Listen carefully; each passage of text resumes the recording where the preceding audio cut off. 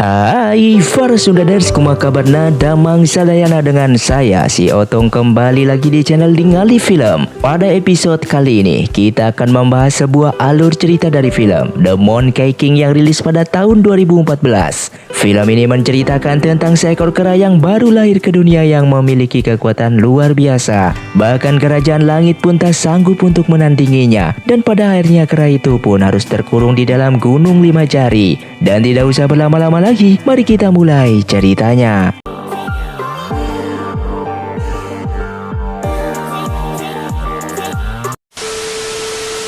Di awal film, diperlihatkannya pada sebuah perang besar antara bangsa iblis melawan para dewa. Siluman kerbau yang merupakan raja iblis saat itu membawa bala tentaranya untuk menyerbu kayangan. Beruntung saat itu sang kaisar langit mampu memojokkan siluman kerbau dan menghancurkan senjatanya.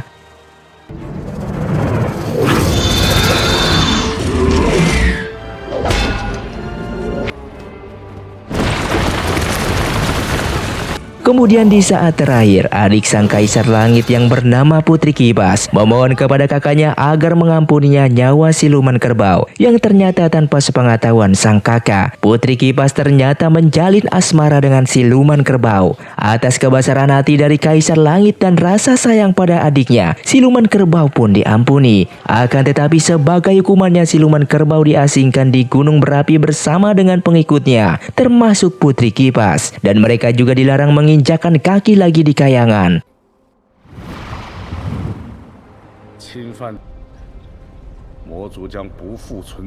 Meskipun para dewa memenangkan pertempuran, akan tetapi nyatanya perang itu membuat kerajaan langit hancur berantakan. Saat itu muncullah seorang dewi yang bernama Nuwa. Dewi itu mengorbankan diri dengan merubah tubuhnya menjadi pecahan-pecahan kristal untuk memulihkan kembali kerajaan langit dan membuat perisai langit untuk menghalangi serangan siluman-siluman yang berniat menyerang kayangan.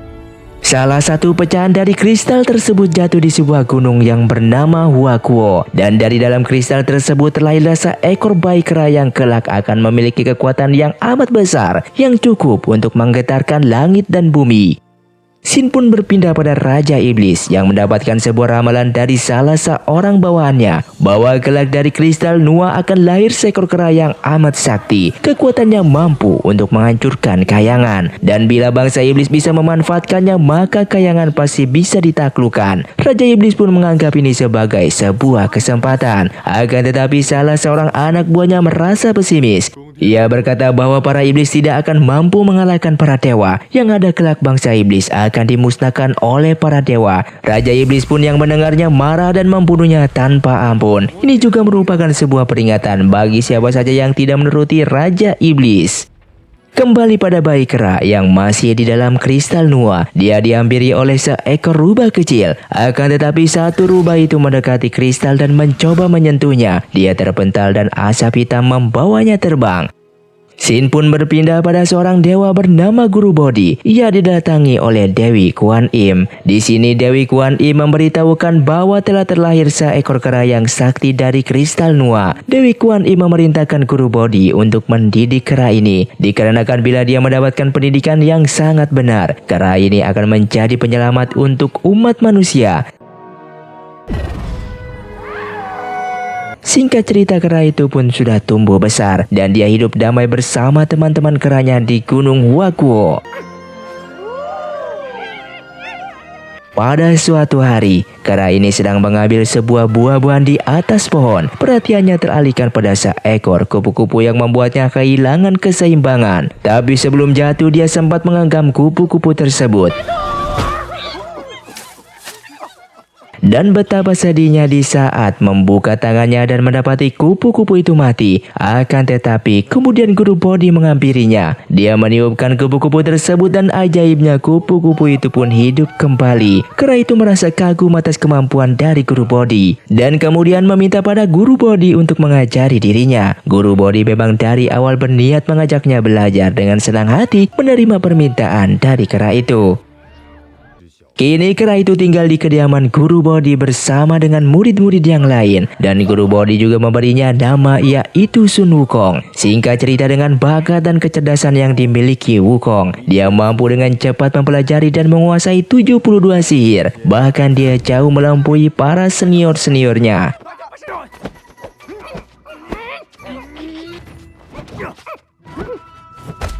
Guru Bodi kemudian berkata pada Sun Wukong bahwa tidak ada lagi yang bisa diajarkan pada Sun Wukong dan mempersilahkan Wukong untuk kembali ke Gunung Wakuo. Akan tetapi sebelum pergi, dia mengingatkan Sun Wukong agar bisa bersikap lebih dewasa dikarenakan jalan yang akan ditempuhnya sangatlah berat. Dan sebelum pergi, Wukong pun memeluk gurunya.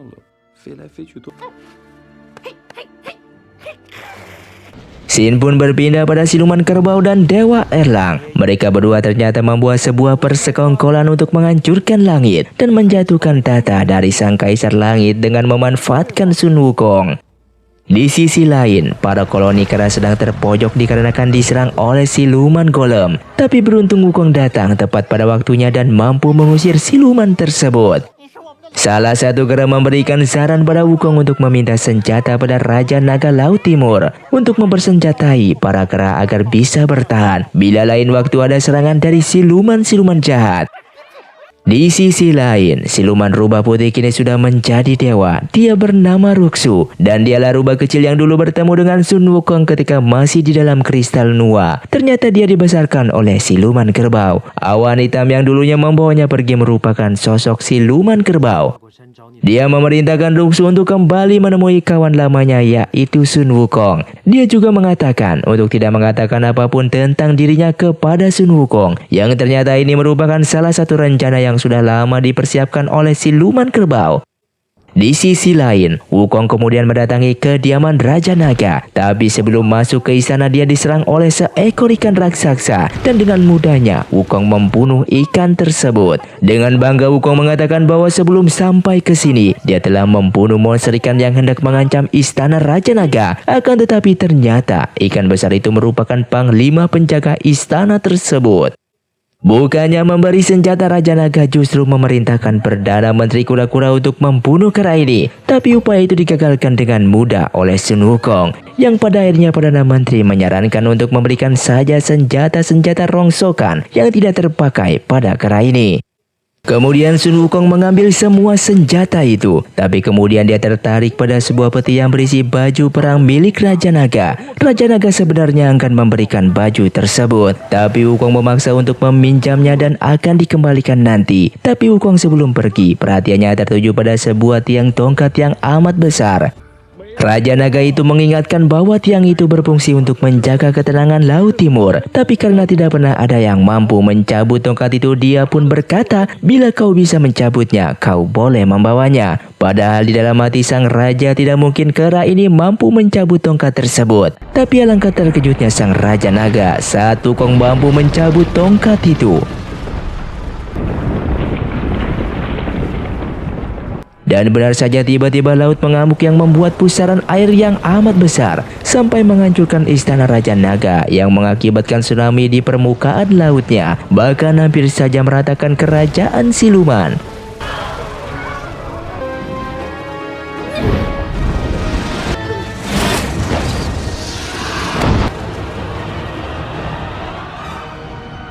Scene pun berpindah pada Ruxu yang tiba di Gunung Wakuo dan bertemu dengan Wukong. Ruxu mengingatkan Sun Wukong bahwa dialah rubah kecil yang dulu pernah dia temui ketika masih di dalam kristal. Wukong mengingat rubah kecil itu dan kemudian mengajaknya tinggal di Gunung Wakuo karena rumahnya hancur terkena tsunami kemarin. Di sisi lain, Raja Naga pergi ke Kayangan untuk melaporkan apa yang telah dilakukan oleh Sun Wukong. Akan tetapi sebelum bertemu dengan sang Kaisar Langit, Erlang mencegahnya dan berkata, urusan sekecil ini tidak perlu melapor pada sang Kaisar. Biar aku yang menangani siluman kera itu. Erlang kemudian memerintahkan Naja untuk menangkap Sun Wukong. Di saat Ruxu dan Wukong telah melihat matahari terbit, dari arah matahari itu muncullah Naja dengan serangan bola apinya.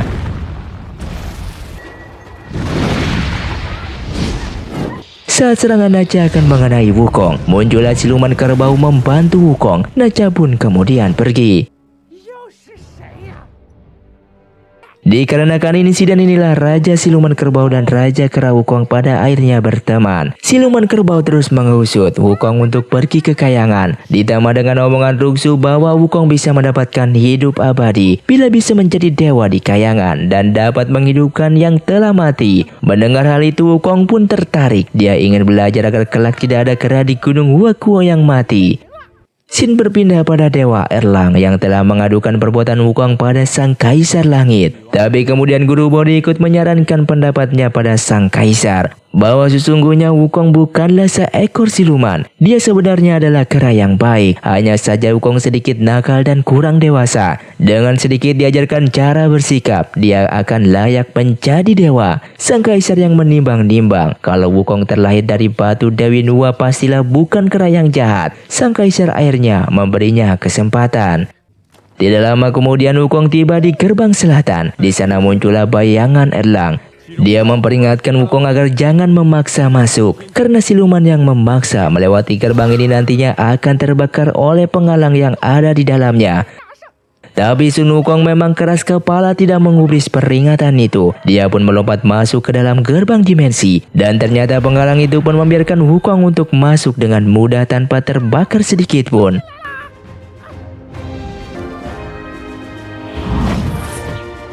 Di dalam kayangan, Wukong bertemu dengan seorang laki-laki yang tengah bersama dengan seekor kuda naga. Wukong bertanya di mana penguasa langit. Dia tidak tahu kalau orang inilah Sang Kaisar Langit itu. Tidak lama kemudian, Erlang, Guru Bodi dan para muridnya tiba di tempat tersebut dan langsung memberikan hormat pada Sang Kaisar.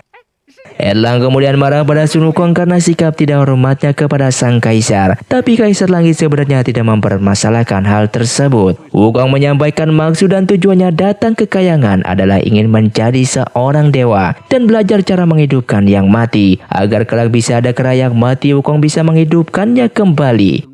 Sang Kaisar pun tersenyum dan berkata pada Wukong untuk menjadi dewa itu harus bersabar dan belajar secara tekun. Sang Kaisar pada akhirnya memberikan tugas awal pada Wukong sebagai pawang kuda naga kayangan. Scene pun berpindah pada Raja Iblis Siluman Kerbau yang tengah membuat kampak iblis.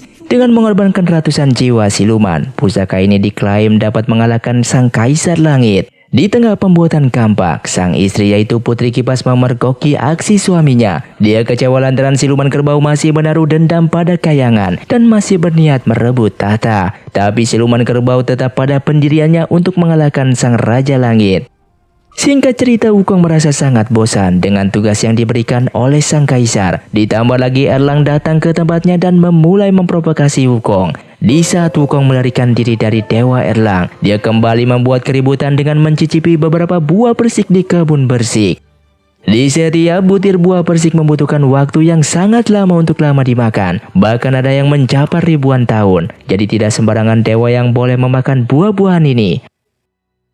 Tidak cukup sampai di situ, Wukong kemudian bertemu dengan seorang dewi yang sedang membuat sebuah pil untuk Sang Kaisar Langit. Pil ini katanya bisa membuat peminumnya menambah kekuatan mereka sampai berkali-kali lipat. Yang ternyata dewi itu merupakan Dewa Erlang yang sedang menyamar. Sifat Wukong yang serba ingin tahu membuatnya nekat mendekati tempat tersebut. Padahal sudah jelas tempat itu terlarang. Guru Bodi merasakan bahwa Wukong akan melakukan sesuatu kesalahan yang sangat besar dan mengirimkan pusakanya untuk mengekang Sun Wukong. Di sisi lain, Dewa Erlang langsung mendatangi tempat tersebut dengan membawa bala tentaranya dan langsung memukul Wukong yang telah terikat tanpa ampun. Wukong kemudian melihat tugu api yang sangat panas. Apinya sangat mampu membakar tali yang mengikatnya. Guru Bodi memperingatkan Sun Wukong bahwa api itu bisa membunuhnya. Tapi Wukong tetap memaksakan diri masuk ke dalam api itu. Dikarenakan terus diprovokasi oleh Dewa Erlang. Dewa Erlang pun tertawa puas melihat hal itu. Akan tetapi di luar dugaan, Wukong malah melahap api tersebut.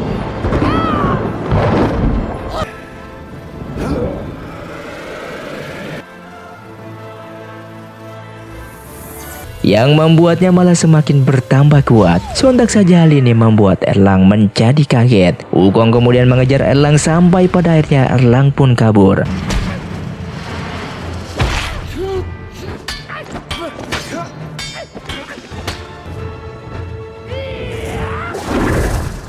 Dan Wukong memutuskan untuk kembali ke Gunung Wakuo. Setibanya di Gunung Wakuo, Wukong kaget melihat keadaan di sana. Seluruh koloninya tergeletak tak bernyawa, begitupun dengan Ruxu. Di saat itu Gunung Wakuo keadaannya sangat memprihatinkan.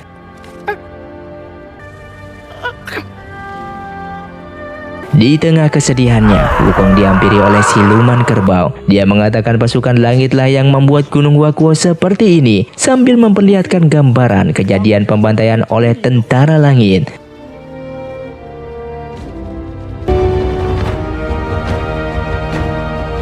Hal itu membuat Wukong sangat amat dipenuhi amarah. Dia pun terbang kembali ke kayangan, tapi kali ini adalah untuk menuntut balas. Ternyata ini semua adalah rencana licik dari siluman kerbau untuk mengadu domba Sun Wukong versus kerajaan langit. Pasukan langit yang menyerang Gunung Wakuo aslinya adalah para siluman yang menyamar. Setibanya Wukong di gerbang kayangan, dia langsung menerobos masuk dan menghancurkan gerbang tersebut, sehingga semua pelindung pun ikut hancur. Dan tanpa basa-basi, Wukong langsung menyerang para penjaga langit. Perang besar pun pecah antara Sun Wukong melawan kerajaan langit.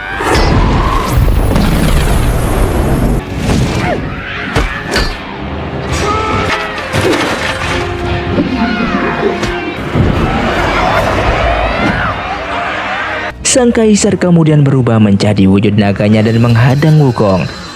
Di sisi lain, siluman kerbau dengan kampak iblisnya ikut menghancurkan kayangan. Dia kemudian membunuh guru Bodhi dengan asap hitamnya. Disinilah Wukong sadar bahwa siluman kerbau lah yang telah membakar Gunung Wakuo dan membunuh teman-temannya karena asap hitam tersebut.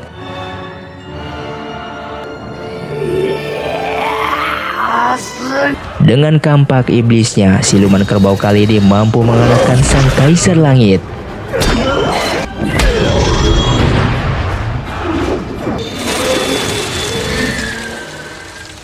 Dan sang kaisar yang tengah terkapar hendak ditusuk oleh Dewa Erlang, Wukong kemudian menyelamatkannya dan memukulnya. Siluman kerbau kemudian duduk di atas tahta kayangan. Disinilah Erlang sadar bahwa dia pun dimanfaatkan oleh siluman kerbau. Tapi dengan mudah siluman kerbau membunuh Erlang dengan asap hitamnya. Kali ini pertarungan dilanjutkan dengan siluman kerbau melawan Sun Wukong.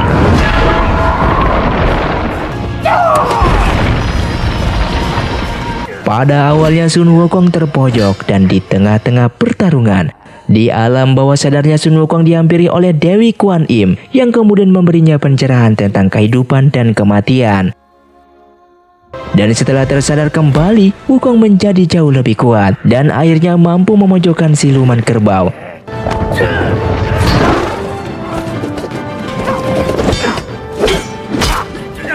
Kemudian siluman kerbau berubah dalam mode raksasanya, begitupun dengan Wukong.